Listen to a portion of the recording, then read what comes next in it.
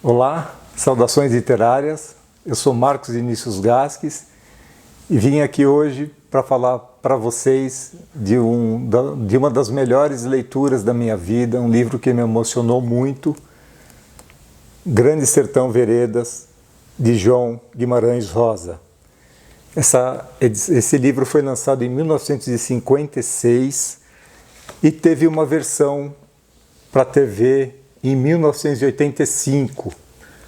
TV Globo exibiu uma minissérie com Tony Ramos, Bruna Lombardi, Tarcísio Meira e outros grandes atores aí da TV. E a Bruna Lombardi escreveu um diário, uma espécie de um diário das gravações, que foram longas, foram feitas no sertão de Minas Gerais, exatamente onde se passa a narrativa de Grande Sertão Veredas, lançado aqui em várias edições. Essa da Companhia das Letras, uma das mais recentes, provavelmente a última, ela veio com essa cinta, né? E esse trabalho muito interessante, muito bonito na capa, que traz o nome de todos, se não de todos, mas de vários personagens da obra do Guimarães Rosa. Um trabalho muito interessante, inclusive com trechos dos mapas onde a história se passa ali no sertão mineiro, região do norte de Minas, ali, um pouco no interior da Bahia, também em Goiás. Ou seja, é uma história longa e trata-se de um monólogo de um jagunço já, digamos, aposentado, o Riobaldo, onde ele vai descrevendo sua história de vida e depois como ele entra nos bandos de jagunços e aquela rotina agreste, dura, violenta, a confrontos por questões políticas, por disputa de terra, por vingança e aquele dia a dia, né? O trato com os animais, com os cavalos, com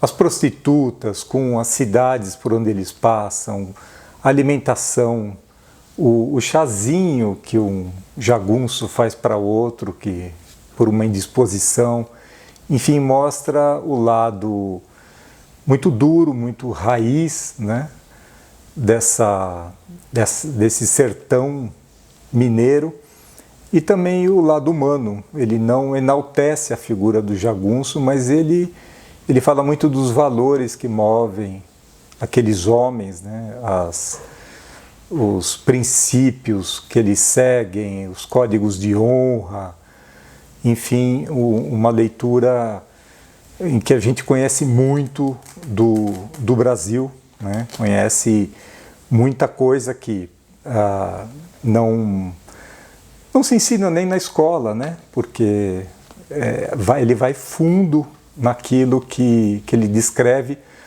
a tal ponto que o Guimarães Rosa foi um médico de formação, depois ele migrou para o corpo diplomático, ele se tornou um diplomata e um grande escritor. Mas ele dedicou muito tempo, inclusive, para acompanhar os vaqueiros, né? Ali, naquelas andanças pelo sertão de Minas, e ele ia anotando as coisas que ele via, os comentários, as expressões, e a gente vê muito disso na obra dele, né? Além do texto, existem alguns complementos nessa edição da Companhia das Letras. Por exemplo, uma carta que o Fernando Sabino escreveu para Clarice Lispector, logo que ele começou a ler, pelo jeito, porque o livro foi lançado em junho de 1956, no Rio de Janeiro, e já em julho ele está escrevendo para Clarice, que não está no país. E, entre outras coisas, aqui é um trecho da carta, né? Ele diz: meu entusiasmo é de quem não terminou a leitura. Pode ser que ela não se sustente, mas duvido, né? Ele inclusive oferece para Clarice que ele pode mandar o livro para ela, se ela se interessar pela leitura, mas ele é muito enfático. E de fato, a Clarice responde em dezembro do mesmo ano que já estava lendo o livro e já estava encantada, né? Fico aflita de tanto gostar. Agora entendo o seu entusiasmo, Fernando.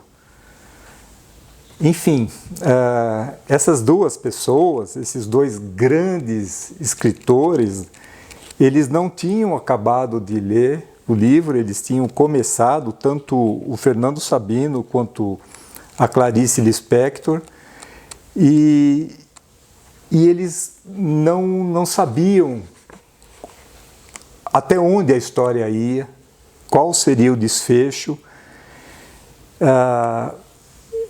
Começa assim, o Reobaldo vai contando a história dele, e ele tem um momento marcante, um encontro dele, quase místico, na beira do São Francisco, com um menino pelo qual ele fica fascinado. O menino se identifica como Reinaldo. Eles atravessam o São Francisco numa travessia muito arriscada, porque a canoa, o canoeiro inclusive fala, ela é feita de uma madeira, ela afunda, não adianta nem virar. E ali o Reobaldo, um adolescente, ele não sabia nadar, né? E aquela experiência marcante, ele fica com isso na cabeça durante anos, e é quando ele, em algum momento, ele é muito instruído, mas ele acaba optando por integrar um bando errante de jagunços, e lá no futuro ele vai reencontrar esse menino já adulto, já crescido, e o fascínio reaparece e vai havendo uma relação entre os dois que vai angustiando. Eu não sei, por isso que eu falo, eu fico imaginando como o Fernando Sabino, a Clarice Lispector e outras pessoas foram impactadas pelo desfecho da história, que eu já sabia, porque eu vi o seriado na televisão, e mesmo assim eu fui ficando muito ansioso e a emoção vai crescendo, porque mesmo você sabendo do desfecho, a angústia de um amor impossível entre os dois vai consumindo o leitor, vai trazendo o leitor cada vez mais para a emoção dessa história. E bom, assim, não quero dar spoiler, não vou dar spoiler numa história aí que é de 56 e o desfecho foi contado em 85, porque muita gente talvez não tenha lido o Grandes Sertões, talvez não tenha assistido o seriado, talvez não conheça a história, mas ainda que conheça, a leitura vale a pena.